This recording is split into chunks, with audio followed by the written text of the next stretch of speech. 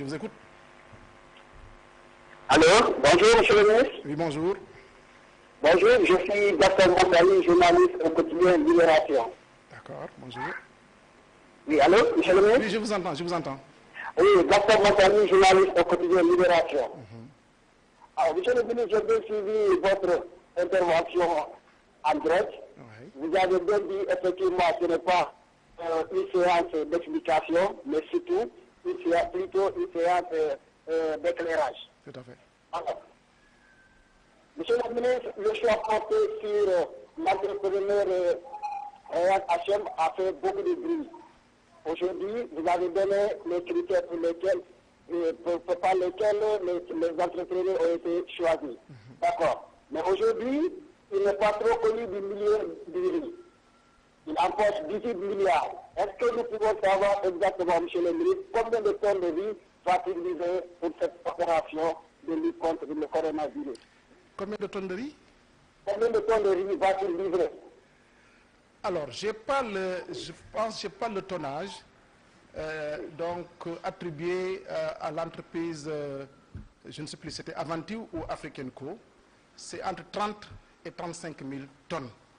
Alors, nous, on a attribué ces quotas à des personnes morales et non à des personnes physiques. Et ces personnes ont présenté les conditionnalités, ont répondu positivement aux conditionnalités posées. Disponibilité des stocks et offrant le meilleur prix. Ce sont les seules conditions qui nous intéressaient et c'est la raison pour laquelle ces marchés ont été attribués. Voilà. Monsieur le ministre, nous allons passer à la deuxième série de questions qui concernent l'attribution des marchés. Elhadj Gora Ndir, monsieur le ministre, pouvez-vous nous donner les raisons qui ont motivé votre choix sur l'octroi du marché ou une partie du marché à un Libanais? Ce n'est pas le ministre qui a choisi. Le ministre n'a pas choisi. Nos services ont émis un avis à commande ouverte. Des sociétés ont participé et les meilleurs ont gagné en termes de disponibilité de quotas et aussi en termes de prix. C'est tout simplement ça.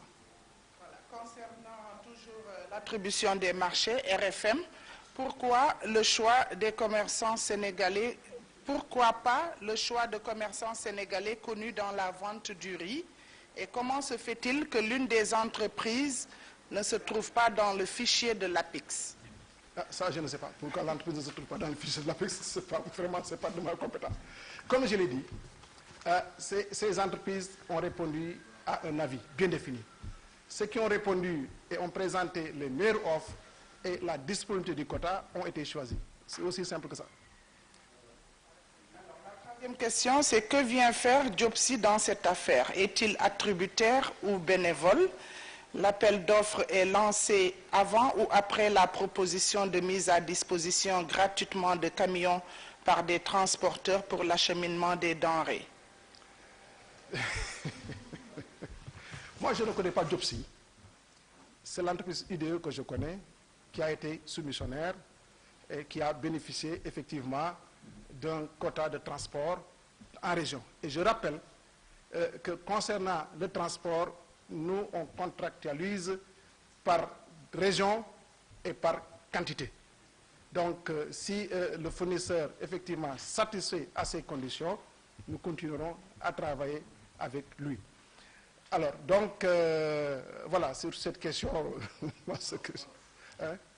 ci wolof voilà ci wolof donc dama ni man xawma xam nga maanaam booy def liggéey nit ku nekk ci ginnaaw sa yoon newul ci moom entreprise nga amal affaire entreprise yi maanaam lancé nañu appel d'offre entreprise yi ñëw nañu joxe seen offre wane ni ñoo gën a yombale te am nañu stock moo tax ñu jël leen ci wàllum transport bi aussi noonu la ñoom en fait ñun wax naa ko léegi prix bu ñu joxe bi maanaam dafa nekk prix boo xam ni prix bu yomb la prix bi moo gën a néew nu ñu koy pratiquer ci marché bi donc ci loolu maanaam am nay entreprise yu bëri ñoo xam ni ñoo nañu participer ci entreprise yooyu UDE ñoo na participer et comme dañ leen fixé prix boo xam ñun ñoo leen fixé prix yi ñu nangu ko ba tàmbali jotee te mënuñoo xaar ñu commencé tàmbali ak ñoom mais lu may fàttali mooy amul benn entreprise bu gagné maanaam lu ñuy wax tout le marché du transport amul.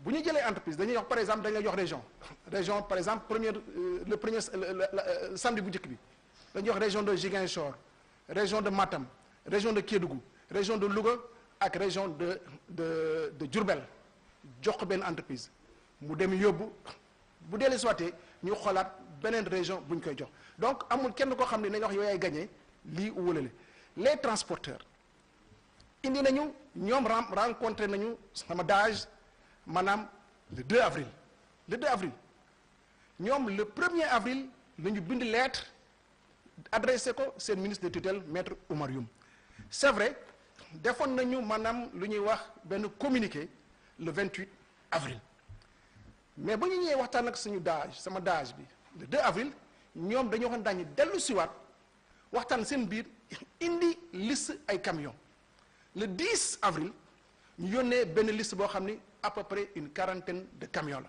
donc yàlla def na ñoom fu mu nekk nii le 14 avril bi passé tàmbali nañu liggéey indi nañu 15 camions yoo xam ni chargé nañ ko démb chargé nañu lu mat ci ñeent fukk camions ak ñaar te dama leen di yëgal ni ñun lii nga xam ni mooy ceeb bi ci 100 000 tonnes ñu bugg ko yóbbu ci ay fan yu néew bu ñu ko bëgg a yóbbu ci fukki fan il nous faut am lu toll na ci juróom benn téeméer camion tey jii fi may waxee yéen ñaar téeméer camion la ak juróom fukk ak ñett donc képp koo xam ni maanaam am nga camion yàlla yonte bi ngir yàlla mais indi sa camion c'est aussi simple que ça bu fekkee les transporteurs am nañu 1000 camions mais nañu indi 1000 camions bu ñu amee 1 million de camions nañu indi 1 million de camions mais c'est pas compliqué donc vraiment amul xuloo amul xeex te transporteurs yi bu ñu ma indilee 600 camions képp koo xam ni dañu doon contractualiser amul dañ lay bàyyi mais jeex na donc man gisuma lu ci jar a wax lu ci jar a ceew ku bëgg indil comme da ngay maye état bi ñun essence la ñuy jënd moo ñu gënal man ci 600 camions comme indi 600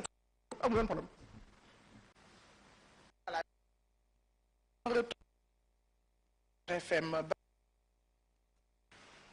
salaamaaleykum monsieur le ministre. maaleykum salaam suñu Fall.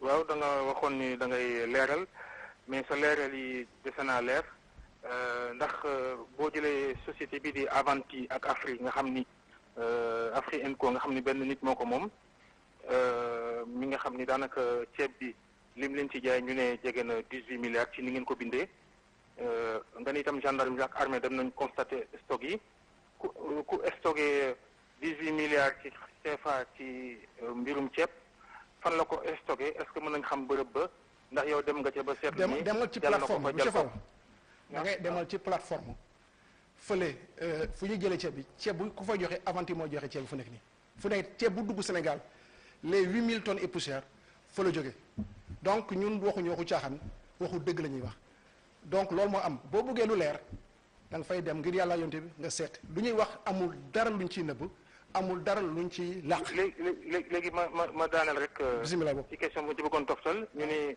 moom mi ko gagné 18 milliards yi sa xarit la loolu dëgg laa lu dëgg ak itam li may daanelee mooy boo ko waxatee ma porte la plainte non c'est vrai boo ko waxatee ma porte la plainte. ah pourquoi. non parce que da ngay jaxase ci loo xam ne tegoo ko fenn. non jaxase moom mënoo cee porte plainte ab laaj laa la laaj. ab laaj la. waaw dëgg donc damay terminer waaw kon du sama xarit léegi boo bëggee ñu jubóo du sama xarit xaw ma ko jeex na. léegi li may daanele mooy ak li nga bokk ak Macky Sall yaakaaroon ni coow li toppoon Karim Wade te ANOCI ak Sindiély ca Sesman waaju lay toppam jërëjëf monsieur le ministre. jërëjëf si sa question bi. Voilà, monsieur le ministre, nous allons passer à la troisième série de questions relatives au budget et à son